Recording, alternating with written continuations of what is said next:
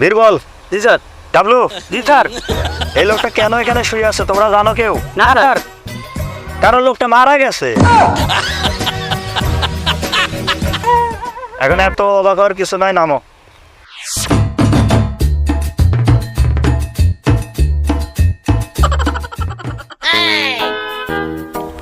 ACP Bardhaman ইঁদুরের গর্ত থেকে, শেয়ালের গর্ত থেকে সূত্র বের করায় যার কাজ।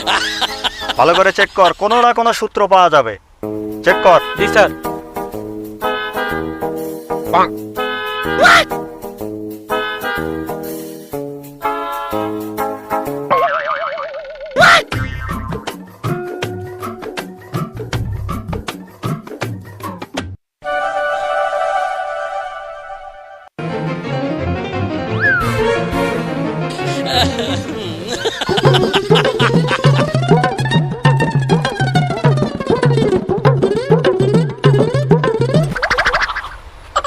আরে স্যার, আপনি ওখানে কি খুঁজেন? সূত্র খুঁজি, সূত্র। আরে ওখানে 150 টাকা ছিল, ওটা নিয়ে নিছি।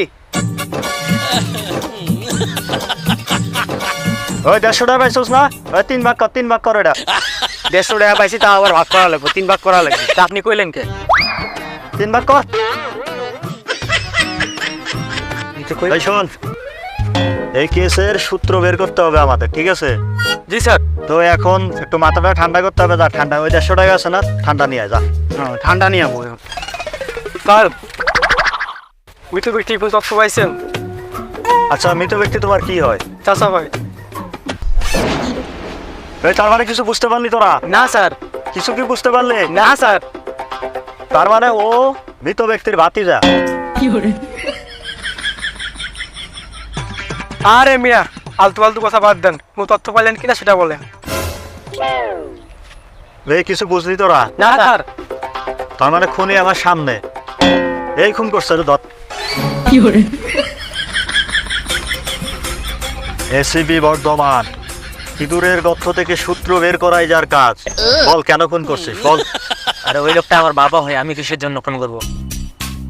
এই তোর বাবাকেই তুই খুন করছিস? আরে আমি তো আপনাকে ফোন দিছি।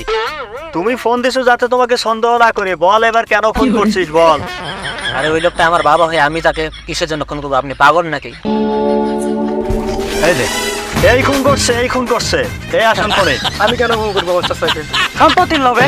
একদম ঠিক, সম্পত্তির লোভে চাচারে খুন করছো। তোদেরকে তো ভালো কথায় কাজ হবে না রে।